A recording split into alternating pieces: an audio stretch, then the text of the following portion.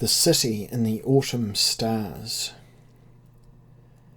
being a continuation of the story of the von Beck family and its association with Lucifer, Prince of Darkness, and the cure for the world's pain. The Second Chronicle, in which is recorded a confession of Manfred von Beck, sometime captain of cavalry in Washington's revolutionary forces, deputy of the French Commune, also former secretary to the Saxon embassy at the court of the Empress Catherine of Russia, and confession, chiefly relating to certain strange events in the city of Nuremberg during the winter months of the year 1794. As edited, translated and prepared for the press by Michael Moorcock. For David Hartwell, with respect and affection.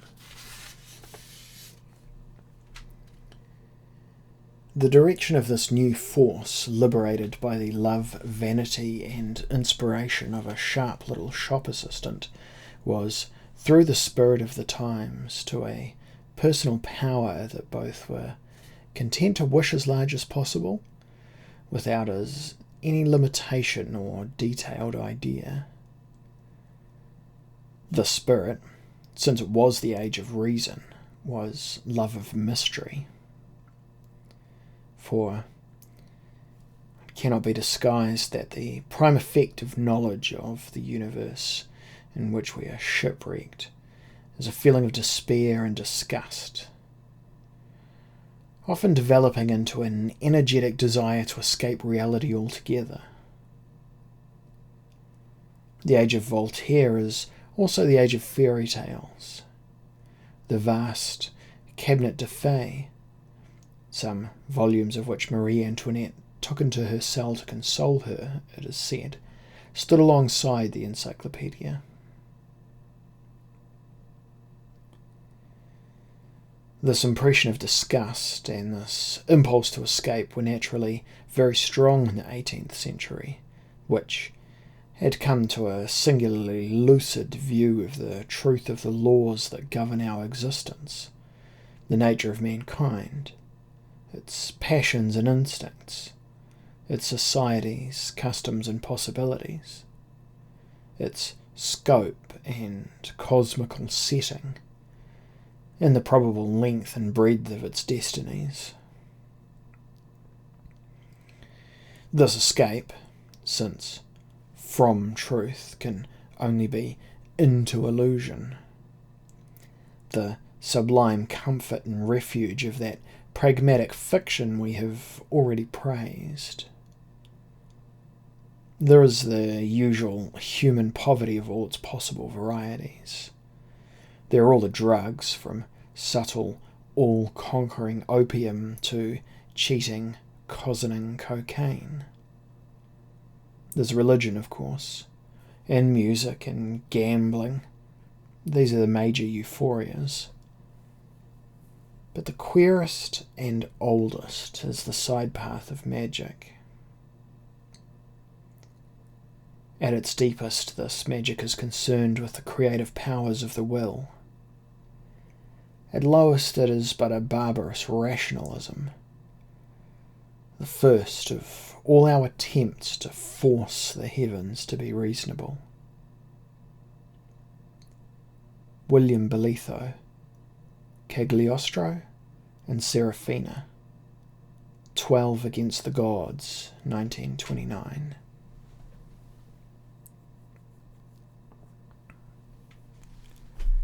Preface.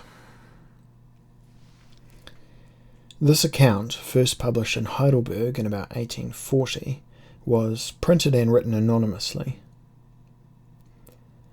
Only recently, through the records of the Vernon family, has the authorship been traced to Manfred von Beck, who was born in Beck in 1755 and died in Nuremberg in 1824. Having in his youth been involved in a number of scandals and dubious adventures throughout Russia, Asia Minor, America, and most of Europe. The narrative, mentioned in passing in Carlyle's German Romance, 1824, does not seem to have had much public distribution, and today's Count von Beck, to whom I am indebted for much more help than is evident here, points out that his ancestor issued instructions for it to be printed only after his death. This accords with the references in the text. The account is in the nature of a confession, and if read as fiction might well qualify as a romance, though it does bear resemblances both to the classic picaresque and to the Gothic novels then fashionable. The Grail itself, of course, has been part of the family's coat of arms for over 300 years, and their name is inextricably bound up with the German versions of the myth. There is, for instance, a legend, mentioned in many sources, that the von Beck family is fated to keep and protect the Grail, and seek it out if it ever becomes lost. Manfred von Beck's reputation as a young man, he was frowned upon by many, might suggest the story was a hoax, either written by himself or someone who had known him well. The reader must judge that. However, before making a final assessment, it might be worth consulting the records of the present count, which have not yet been made available to the public, either in Germany or elsewhere. These records are currently in preparation.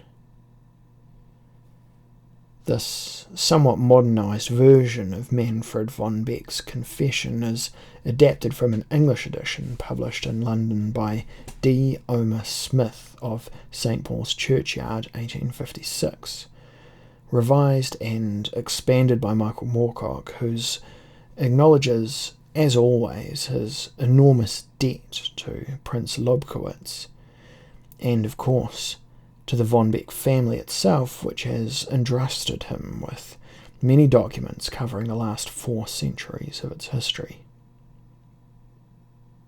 The publishers.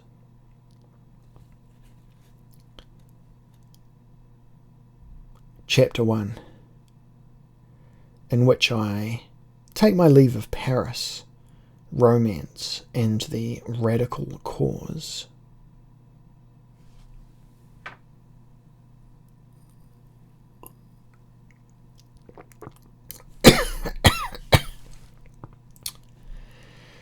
Were it not for that terror which captured France in 1793 and which at length caused me to flee Paris, I might never have discovered an exquisite love, nor ventured to the city in the autumn stars where, with wits, sword, and the remnants of faith, I fought again for the world's future and lost my own.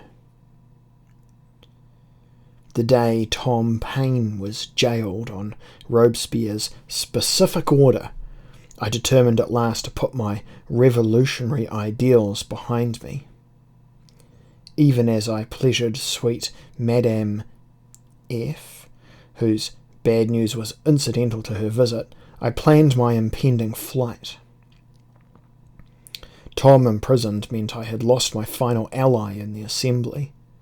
My own name would now inevitably appear on a warrant issued by the Committee of Public Safety. Indeed, a boisterous mob of enragés could already be on its way to my lodgings with the intention of offering me its familiar choice: tumbrel to the guillotine, or rotten hulk to the Seine's bottom. Well, clearly it would be prudent for me to spend the new year of '94 abroad. As soon as was seemly, I dressed in the disguise held ready for that moment, packed all I owned into 2 leather saddlebags, made hasty courtesies to my mistress, and hurried through Paris's dawn alleys to the certain mews in the Rue de l'Ancienne Comedie. There, for 2 francs, I redeemed my feckless manservant's nag from a sleepy ostler. More silver got me a saddle and harness, which had seen far better days, and This I settled on the poor beast as she shivered and fumed in the stable yard's chill. I fancied I now looked the image of some medium-rank revolutionary officer. My customary silks and lace were abandoned or hidden. I was engulfed in an old black coaching cloak, while a crushed Kevin Cooler bicorn rested on my uncombed hair. To this I had added a coarse muffler of greyish wool, greasy, dun-coloured breeches, cheaply finished jack leather boots, and I had pinned a tricolour cockade to my hat.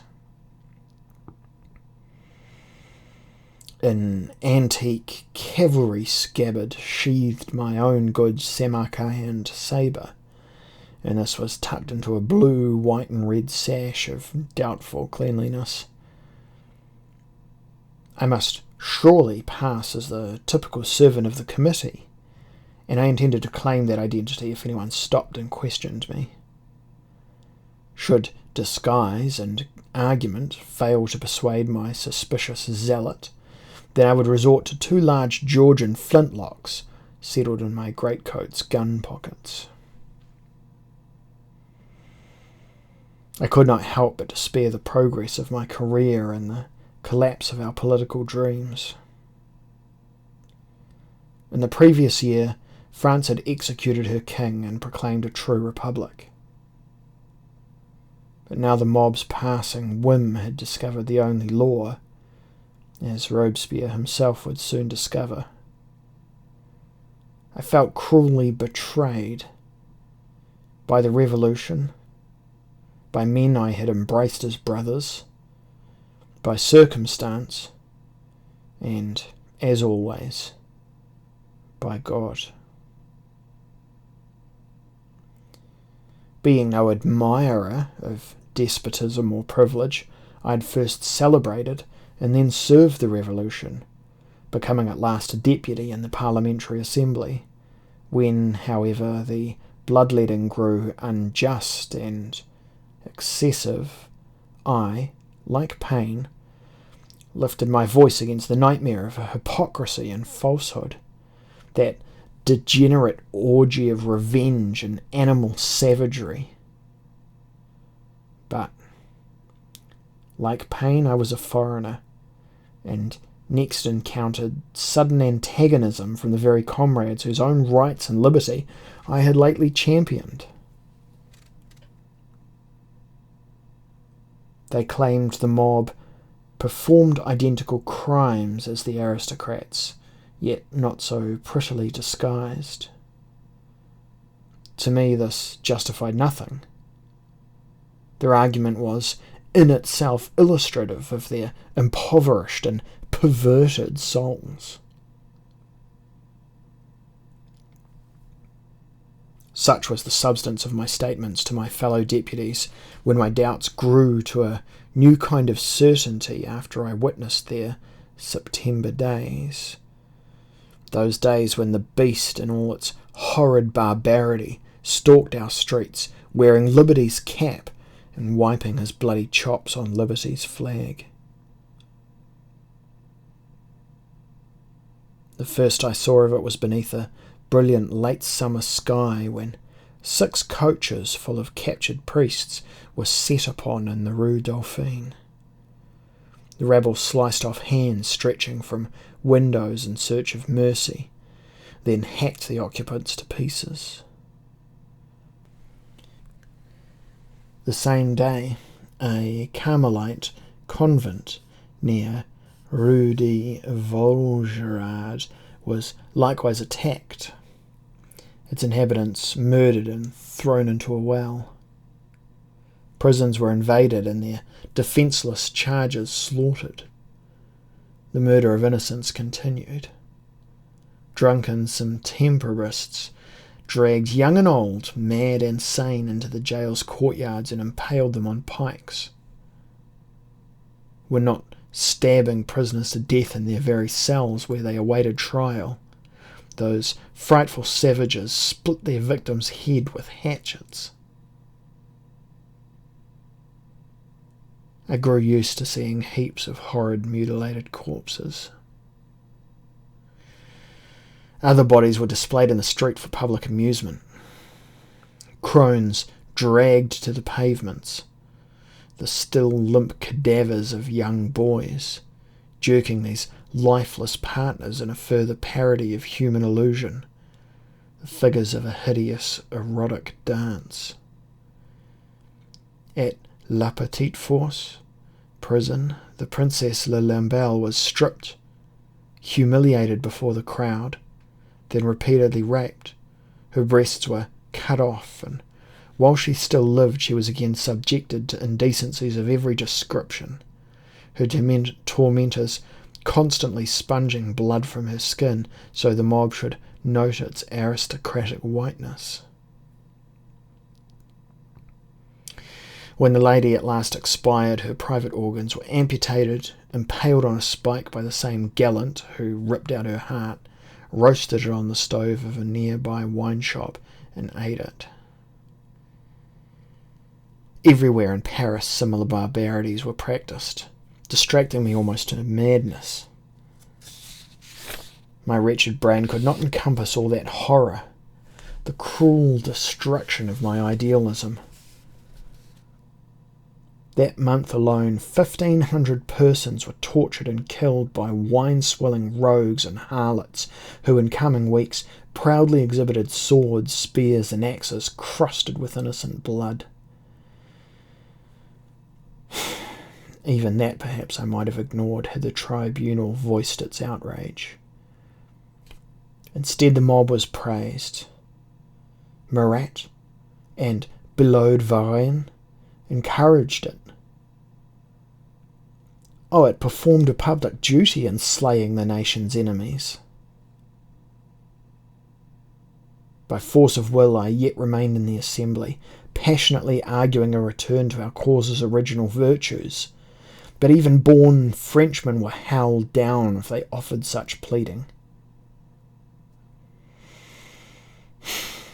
A native of Saxony, I had been invited to join the revolution by Anacharsis Clootz and my Jacobin friends. With Clootz I had renounced lands, title, and family loyalty, following him to Paris, where we were welcomed as brothers and immediately made citizens. Elsewhere in Europe, of course, my enthusiasm was not so well received. Having cried out for the rights of man and shown my wholehearted support of that most violent upheaval in the body politic, there was now every chance, should I travel beyond France's boundaries, I would be immediately arrested.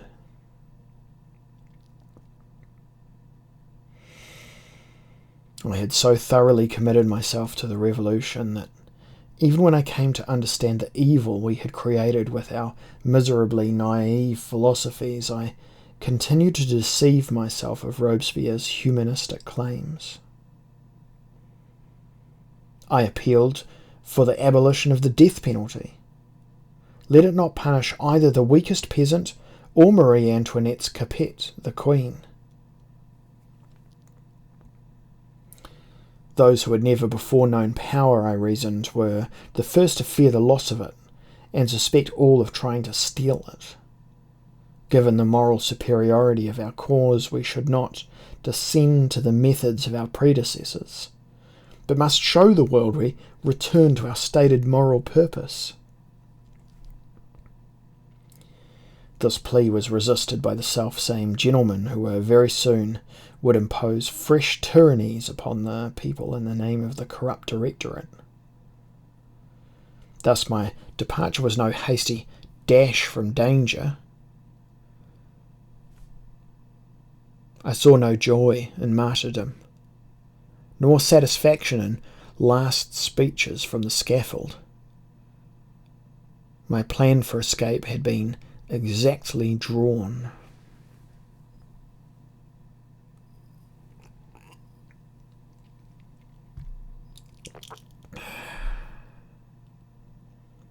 Nuremberg was to be my final destination. In that tolerant city I had money and old friends. There was no lovelier city in which to weather out a social storm. Like Venice in her singularity, Nuremberg, moreover, had an enlightened prince. But to reach her, I would have to cross half the rest of belligerent Europe. I had no other reasonable choice. I was unwelcome in Saxony, wanted for treason in Russia, had bad debts in Vienna, and was branded libertine in Genoa and excommunicated in Rome. Well, as a Protestant born, I was not unduly alarmed by this. And as a known Jacobin, an intimate of Robespierre, I could not expect to enjoy a leisurely and uninterrupted journey. Well, thus I rode, with many a wary glance at what I prayed was an unremarkable pace, into streets which were now rife with random violence. Ghastly fog gave Paris an appearance of spectral unreality, as if she herself had become a bloodless cadaver, greatest and final victim of the terror.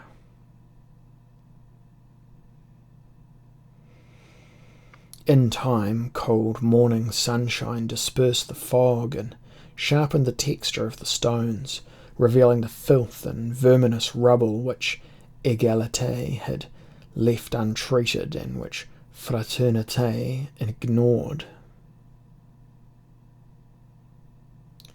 I was glad to find the iron gates standing open, my way unchallenged by 3 drunken National Guardsmen who wished me a cheerful "Bonjour, citizen," with a hiccup and a yawn. Without pausing, I waved my passport and travelling documents, none fully ordered and some bearing only poor facsimiles of the proper seals, and entered the ill-tended highway with its thin snow and black etiolated trees. As Parisian cobbles gave way to the Dijon road's frost-hardened ruts, I could at last spur to a smarter trot, more in keeping with my heart's rhythm. I had known terror and danger before, most notably when the Empress Catherine exiled me to Siberia, from whence I escaped, spending 2 years with wild Tatars, learning their martial skills and daily forced to prove myself a good savage, as good as themselves. Yet that bloodthirsty democracy was the cruelest sport that ever Christians performed. I had lost all hope for the perfectibility of the world. My time in America, where I served with von Stauden, Lafayette and Wayne, had shown me how soon the fire-eaters became the firemen.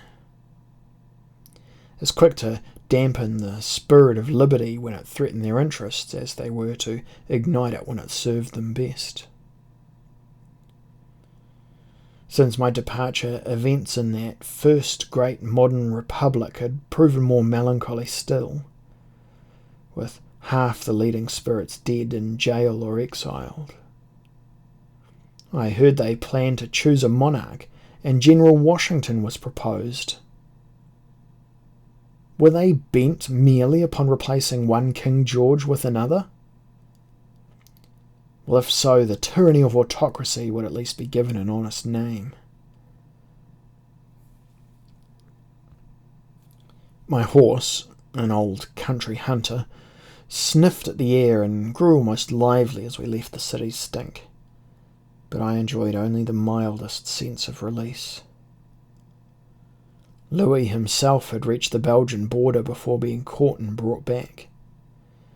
And the king, moreover, had the advantage of aid from my acquaintance, the Baron de Korff, Russian ambassador to France, whereas I remained a wanted criminal by the Muscovites on their suspicion of my involvement in a murder plot against Catherine.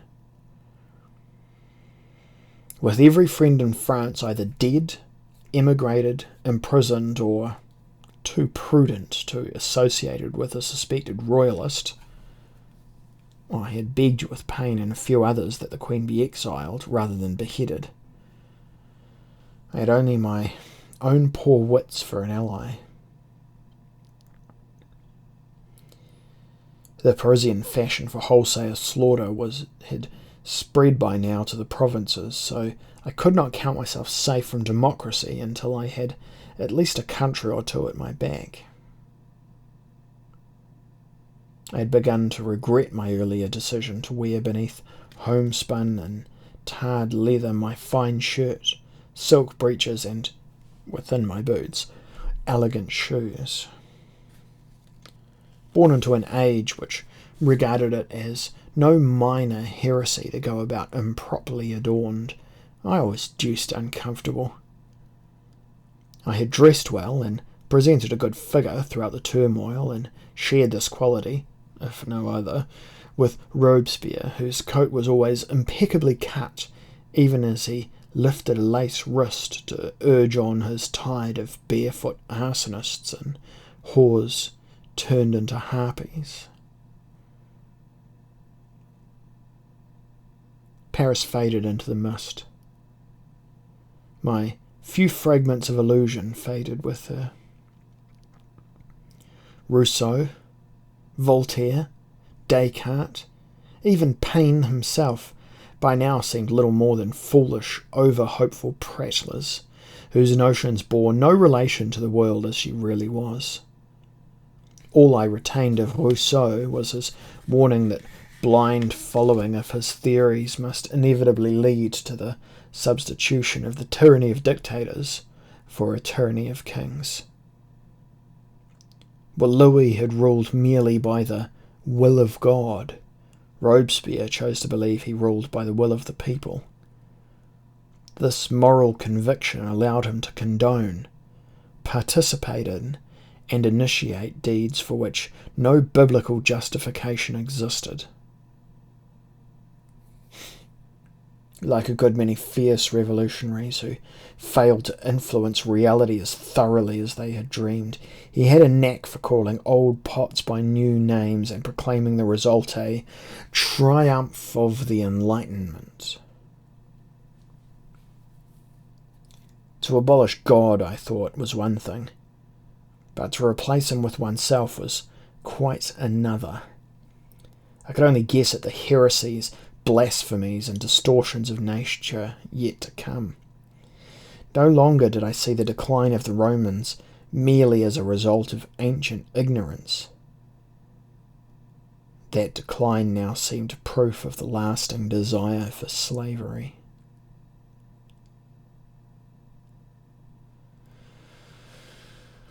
To shape, therefore, my new direction, my discarding of a moral wardrobe gone rotten, I fostered a determination to follow our old Von Beck family motto to "Do you the devil's work," handed down from father to son through generations of our people. At last I had the interpretation which in the past had always baffled me. Now I knew it meant I should indulge myself in all those impulses which hitherto I had dismissed as base or ignoble. If Rome must be the model of our modern world, then I would turn from that narrow Stoic philosophy which had brought me to my present pass. I had my well-developed taste for fine clothing, and had always enjoyed good food and wine as well as lechery. But to my hedonism I would marry a new loyalty, to my own person alone. Renouncing my quest for justice and human dignity, I would seek instead the comfort of riches. Gold was both a reliable mistress and a tangible friend.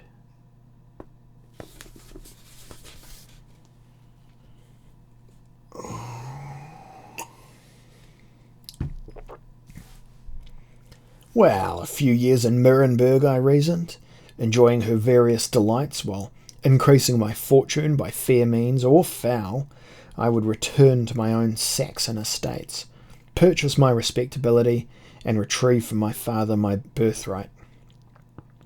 I would not go cap in hand to Beck. I would buy her back, enrich her, installing model farms and dwellings so that at least my own people would be happy. Once rich, moreover, I would again travel easily about Europe, for while in the public eye a poor radical is a dangerous rogue, a rich radical is merely an eccentric gentleman. The loyalty I had given to liberty would now be set to work in the cultivation of mammon. I had a little money with my friend, the Helvetian philosopher Frederick César de la Harpe of Vaud, whom I had met in St. Petersburg while performing my office as secretary to the Saxon ambassador. Lausanne was therefore my first destination. But to reach that city I must navigate wild mountainous country, whose brigands were reputedly so poor they would murder a traveller for the hair on his head. However, even before I began that stage of my journey, I must pass through the village of St. Croix, where there were usually a strong garrison of the National Guard, primed to expect the likes of me. As the miles passed, I found my disguise to have been well chosen. The only close attention it drew was fearful or respectful. I had learned during my sojourn in Muscovy and Tartary that the art of achieving congruity with one's surroundings lies not in dressing exactly as the common man, nor yet as his superiors. 'Tis best to be one who communes between the two. An unimaginative carping civil servant, a scribe, courier, or what have you, all would be in the mould of those for whom the vulgar people go in awe, but which the aristocracy treats as invisible, or as a despised necessity. If one swims towards the middle of the human stream, one may fairly be expected to be carried on a current of preconception and insensible habit. Thus with my inferiors I showed impatience and a condescending self-importance, while to any superior met on the high road, military commander, important provincial communard, and so forth, I saluted with servile cheer and obedient respect, earning their immediate contempt, which was always to my advantage. One never looks closely at that which one neither fears nor admires. So I crossed France. At inns remote from any town, I was most easily able to wave my sheaf of forgeries and requisition my needs from folk who blushed to hear my accusatory snarls of royalist, and who served me their inadequate best with trembling hands. My name was Citizen Didot, and my business, I instructed them, was secret or important enough to impress them without informing them. Should I share a table with a priest, I glared, while a lieutenant would receive my camaraderie and dislike me for it. A captain, it scarcely need be said, received my cringing admiration. Winter made bad roads worse, and the going was slow, but the seeming absence of pursuit consoled me. Perhaps France was so taken up with her foreign wars and fears of invasion, she showed little concern for one Saxon traitor running for freedom. I now regretted deeply my decision to accept French citizenship during those early euphoric days. Agents of the Revolution were in every country, furthering Cloot's avowed ambition to take liberty abroad in the form of a conquering French army which would free all from their chains. Klutz himself would soon be guillotined with the other Hebertist radicals. But his logic of international liberation would provide the impetus for an imperial France to embark upon the rape of Europe. Thus, one generation's idealist provides useful rhetoric for the next generation's greedy pragmatist. I shall not say that I foresaw the rise of Napoleon while I rode for Switzerland, but my family's reputation for second sight is famous throughout Germany, and my own gloom was enough to impart a certain accuracy to my prophecies. Switzerland drew near. Villagers came fewer and lodgings were scarce.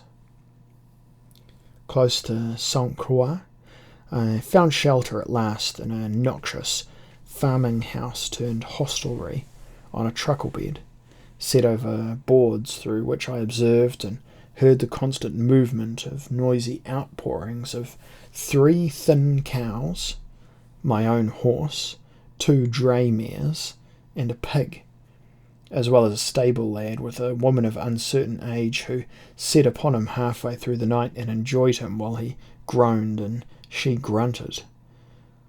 Well, it soon became impossible to determine if they retained their duet or if the pig had joined them.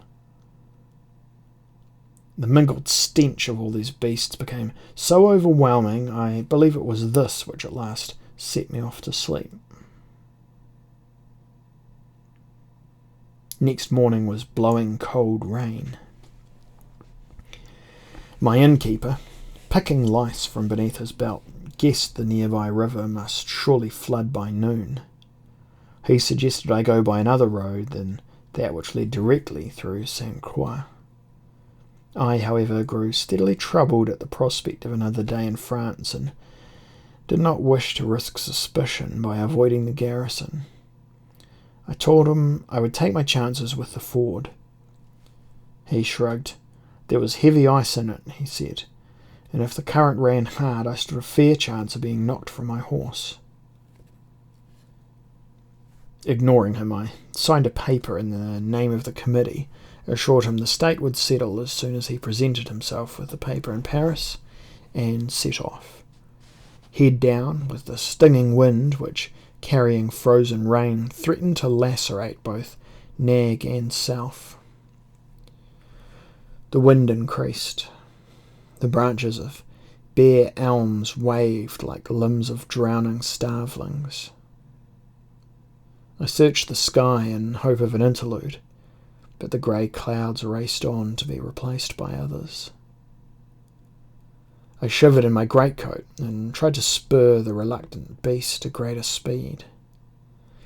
If her circulation stopped, I feared she would freeze, a statue in her tracks. We went by a creaking windmill of ancient black wood and whitewashed stones. The sails complained and shrieked as they slowly turned, though they ground no corn. By about 11 on the clock we passed through Sainte-Croix, a pretty little village of stone and slate and carved wood where, to my surprise, the garrison consisted of 2 or 3 dozing soldiers. I guess the rest had been called upon other errands, and I congratulated myself on my good fortune. I showed my papers and explained how I was on government business, keeping a rendezvous with a Swiss agent of ours. They innocently accepted all I told them and wished me luck in my work. The Swiss border was only a mile or 2 on the other side of the river. Now, snowy alpine foothills with their evergreens offered a modicum of shelter from the weather until I came at last to my ford. As foretold, slabs of ice tumbled and clapped, rushing in a foaming torrent, all but obscuring the narrow causeway I must cross. With considerable cursing and some hesitation, I urged my poor steed knee-deep into the chilly tide. Water clawed my boots like the fingers of some furious Arctic troll, and I was halfway across, using scabbarded sword to push away larger slabs of ice before I heard a cry from the bank ahead.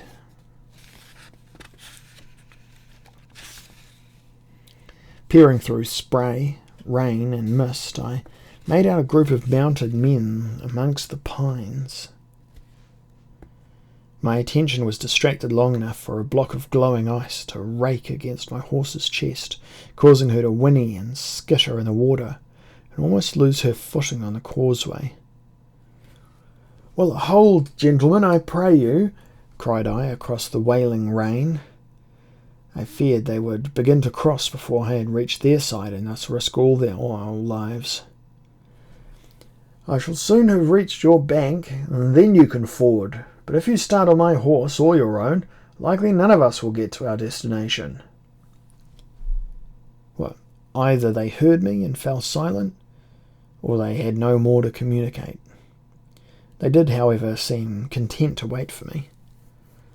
My horse remained in her agitated condition, and I was soon obliged to dismount lest we both fall. Though the foam threatened to drown me, I nonetheless plunged into the deeps, then eventually found shallower waters which came only to my breast. With relief, I struggled at last into the calmer waters and stood gasping and quaking beside the muddy, root-knotted bank. I felt sure my breath must freeze in the air or turn solid in my lungs. Both my horse and I were shivering. It was a minute or two before I could give an eye to the dark figures who, seated upon the backs of big horses, regarded me with impassive concentration. They were soldiers by the look of them. Renegades were frequently found between borders when countries disputed by lifting the law against murder and dignifying its commission as a necessity of war. I put my hand to pocket and clasped the damp butt of a barker. The pistol was useless. If these horsemen were indeed thieves, my sword was my only defence. They continued to be patient. Several more minutes went by as they waited for me to catch my breath and straighten my back. I naturally became watchful, yet they tried to seem unwary and not a bit concerned by them, speaking aloud to myself and to them, commenting on the foulness of the weather and the need of a bridge over the river. Still they did not reply. It was only when I made to remount my horse that one of the riders broke away from the rest and advanced down the river bank, keeping his huge horse to a calculated walk.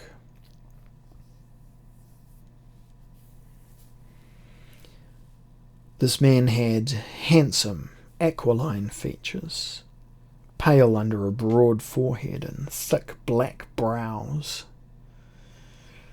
His long hair hung in pigtails about his face, and he wore a large bicorn on the back of his head, brim pinned so it would not lose its shape in the rain. From the gullies so formed, water poured upon the shoulders of his leathern cape, wrapping his body to the knees. From the cape protruded a dark sleeve and a white gauntlet gripping reins and pommel. His boots, too, were black, the tops turned over to reveal soft brown inner leather. The rider's thin lips pursed as he drew his horse in before me and looked me up and down. "A good morning, citizen," I called with false good cheer. "Do you plan to ford here? 'Tis, as you have seen, just possible." "We've already crossed, sir," said the pale one, "and proceed towards Nyon. Yourself?" "Well, on state business, citizen," I gave him my habitual reply. "Well, then we share in honour," he said. He appeared to be quietly amused. Meanwhile, as this exchange took place, his men moved forward, positioning their horses so that they formed a barrier across the muddy road. I listened to the pines creaking and dripping. The air was full of their scent, mingled with the lushness of the forest mould, the warm stink of damp horseflesh. "Citizen," said I, ignoring all these alarming signs, I thank ye for your courtesy in waiting to see that I crossed safely." I was reaching the conclusion that I had found St. Comp's garrison. Reins in hand, I trudged up the bank, my nag snorting as she tried to shake her mane free of water. The river crashed and howled behind me, and as I approached him, the pale man dismounted. He came stalking to offer me a hand for my final step up the road. His eyes were black as the devil's and full of that secret amusement, either denoting superior intelligence or chronic short-sightedness. "Your name, citizen?" Well, his tone was friendly enough. "Dido," said I, "carrying orders from the committee." "Indeed. Then we're comrades. My name is Monsorbier." Now I placed him. We had met thrice before. Once in Metz during some benighted Klutzian conference designed to bring revolution to Prussia and Belgium. Then, most recently in Paris, when Danton had arranged for deputies to question officers of the National Guard. He was famous for his zeal at sniffing out royalists, but our earlier meeting was less likely to recall, for it had not taken place in France. Our earliest meeting had been in Munich, where, before either of us was a declared servant of the people, both incognito, members of the same secret metaphysical brotherhood, we had been dedicated to scientific inquiry, evolution of man's natural equality, rather than to the unpleasant practicalities of turning the world upside down. His name had been the Vicomte Robert de Monsorbier then. Mine had been Manfred Reuter von Beck. For all his rather elegant sans-culottism, de Monsorbier was as natural a son of the people as myself. Blood flowed in his veins, blue as my own, though, like me, he had renounced privilege. Originally a follower of Laclos, he was now under the spell of Cloots and other extreme herborists. To him, Robespierre was a lily-livered conservative, and Marat was a feeble, weak-stomached revolutionist manqué. I prayed the grime of travel and the stubble of my lower face would offer sufficient disguise. When next my fellow ex-Illuminatus addressed me, I changed my voice to a wheedling whine. "From where are your orders, citizen?" he asked. From the commune, citizen. I'm commissioned by Citizen Hebert himself." This, of course, to impress Monsorbier. "You have your documents." He stretched out a gauntleted hand. Silver drops of rain fell on the black leather of his cloak. "Citizen," he moved his fingers, "I must see your documents." "By what authority?" said I. "By the people," said he, all full of righteous pomp. I held hard to my roll. "By which of their representatives are your own orders signed, citizen? I believe I must ask to see yours before I can reveal mine. They are secret." "Or mine also." "We're close to the border. Our enemies surround us on almost every side." "Well, you might be a Prussian citizen, for all I know." I could only attempt to carry him in a rush, an attack of my own. "What is you, citizen, has the accent, not I." His reply was calm, still containing amusement. "I'm true-born French, but you, citizen secret orders, have both the voice and the demeanour of a German." "I'll not be insulted. Is Lorraine Germany? I'm a loyal Republican, a revolutionist before ever you aristos pulled off your calfskin boots to play at peasants as you played Arcadians under Louis." Aggression was my only rhetorical weapon. Monsorbier frowned. "Why so insulting all of a sudden? Is it fear that makes you snap like an otter in a trap, citizen? Why are you afraid?" A finger crooked, and his 5 men dismounted, pulling muskets from their backs and readying them. Whereupon I swung up into my saddle, drove spurs deep into my poor mare's flanks, and rode straight through them. The nag's hoofs slipped in the mud, her nostrils blubbered, her mane flew, and muskets shot off in every direction, their musket balls whistling about us. All missed. Well, pretty soon I had left the road and was galloping over deep leafy moss in the hope of evasion, of crossing into Switzerland without troubling the border guards. Monsorbier's voice was still too close as he yelled to his men to stop reloading and follow me. But their confusion had given me a minute's start, and I meant to use the old hunter to my advantage. One thing she was used to was a chase over rough ground. Thus I had the smallest chance of escape, and even should I be cornered, I'd be able to choose territory more easily defended. With that in mind, I had my sword unscabbarded, though its unique Tartar workmanship would identify me at once to anyone who knew aught of me. Suddenly I was out of the forest and riding uphill between snowdrifts, rocks and brush, blundering into depths which near drowned the horse, breaking through, galloping over virgin, rain-spotted tracts of white, while behind came a floundering halloo. Like drunk English huntsmen, always in the saddle, legs sliding, bridles hauling up resistant heads, muskets going off.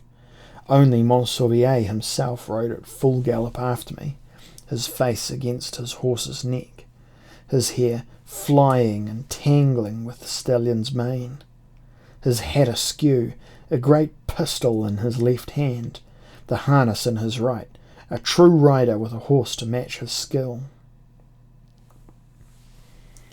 Well, my own skill was equal, if not better. My nag, to my misfortune, was not.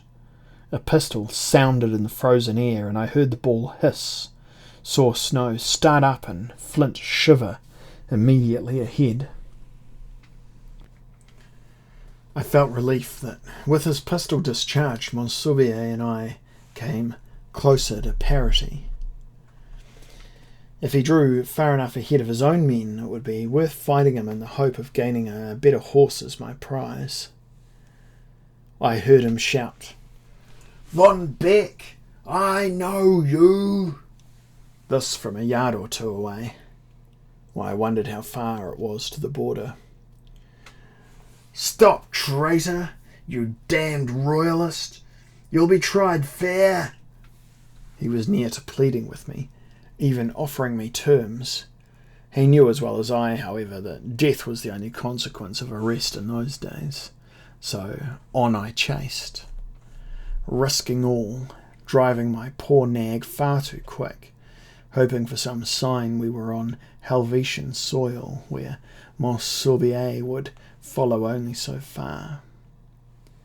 We vaulted a frozen stream, careered through copses, came close to falling on a dozen hidden outcrops, both mindless of the danger, while I panted and prayed the rush of air would dry my pistols, or that Maulevrier, now half a mile from his nearest soldier, would fall at the next jump, leaving his mount unhurt.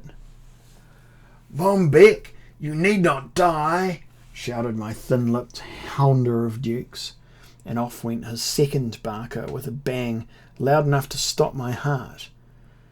And I'm demmed if powder didn't singe the sleeve of my miserable greatcoat. Zeus, thought I, it will be the worst end any man ever had to face, to meet his maker in a third-hand artois and a dirty neckcloth.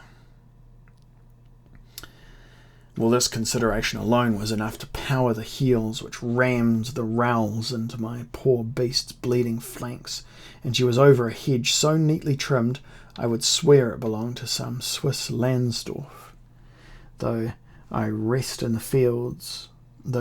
the fields seemed too rich for that notoriously impoverished mountain folk, whose main industry was the export of mercenary soldiers to various courts abroad, especially to Rome. The Pope trusted them to guard him because, like hireling brigands everywhere, their firmest loyalty was to a full purse. Fanatic purpose is a mystery few Swiss can comprehend. They are not, as a rule, subject to fits of idealism. Their lives have been too hard for long centuries, so that, rich or poor, their main desire is for a warm hearth and a full belly. Only my friend La Harpe ever had any imagination amongst those mountaineers, and his was essentially a practical quality, not much coloured by excess. Next, I was sliding. With ears flat, back legs bent as if to squat, my horse bore us down towards a shallow valley brimming with unbroken snow. Some distance off, through the sleet, I detected a single low thatched house from which gusted piney smoke. Another shot made me look up. At the crest of the hill stood Maulevrier, reloading his second thunderer, and called after me, "Fool!" as if somehow I'd betrayed good taste and common sense by evading capture. My mare reached the valley floor, tried to stand in 6 foot of yielding snow, then keeled over with a groan and lay panting. She looked at the grey sky with unseeing, rolling eyes, and enough steam issuing from her to power one of Trevithick's monstrous road engines. I disentangled my foot from the stirrup and peered back at Maulevrier, who now waved white and cried, "Parlez!" But the scarf was not easily visible amidst the general whiteness, so I felt free to assume I had seen nothing and dragged out one of my own pistols. The lock sparked, but the powder in the pan refused ignition, so I lost my best opportunity to rid myself of that troublesome foe. "Truce!" he yelled. "We've something to discuss, brother." He was referring to older loyalties, but I was never much convinced of Illuminati advertisement and was contemptuous of his ploy. "Henceforth the world transforms herself without my help," I called back. "Let me go, Maulevrier. I'm no traitor, as you of all people must accept." "I have read the document of arrest." His breath poured in clouds, and I expected to see it in the captions of a political cartoon. He was hoping to keep me fixed until his men arrived, yet argument is one of my greatest temptations. Though I risked death for remaining where I was, I found myself replying, "A mere restatement of the original tune, Maulevrier. Choose what you wish to believe. My reason for leaving France is that truth's become altogether too malleable. I'll not revise my life and experience to accord with theory. Robespierre imposes only his disappointment upon a broken dream, and I refuse to be a victim of his dementia. Shall we guillotine the whole world as if she refuses to accord with your original optimism?" You leave France in her moment of greatest need, like all the fine-talking fashion plates who thought revolution must come from the passing of a few hours, the changing of a few names. Well, I felt no pang of guilt. I leave, sir, because Robespierre wishes to lay blame everywhere but upon himself and his crazed delusions. Those delusions, sir, would lose me my head. My motive, therefore, is singular. More to the point, I'd essay, than your own. Is this Switzerland, by the way? The border's a league or more to the north. I began inspecting my saddlebags. Yeah, well, I'll be on my way then, I think. You have made an enemy of me, Von Beck. An honest enemy's preferable to a perfidious friend, Count Monsalvier. Good afternoon to you. I made to revive my horse, but she had died as we talked. Monsalvier's dark brows were drawn together in a triumphant frown. I unstrapped my bags, considered the saddle, and chose to leave it, for it was in even worse condition now than when I had brought it at the ostler's. I began to wade out of the ditch, hearing Monsalvier yelling from the horizon above. He had retired and was at that moment invisible. 10 paces later, another pistol belched at my back, but I ignored it. "Lecher!" cried my miserable ex-Fraternalist. "Libertine! Turncoat! You'll not escape your punishment!" Pretty soon I heard a scrabbling and confused shouting from the hillside. All the horsemen were cautiously descending. Monsalvier led them. Perhaps after all I was still on French soil? I began to experience a dull expectation of death. I was helpless to evade so many mounted men. However, I maintained my direction and waded on at last onto stonier ground. A track which appeared to pass the cottage ahead. I turned to see how far behind me they were. Their horses were tired and encumbered by the deeper drifts, yet it would not be long before I was caught. I drew my Tartar scimitar and dropped my saddlebags, running for the shelter of a nearby copse. Then I stopped in fresh apathy.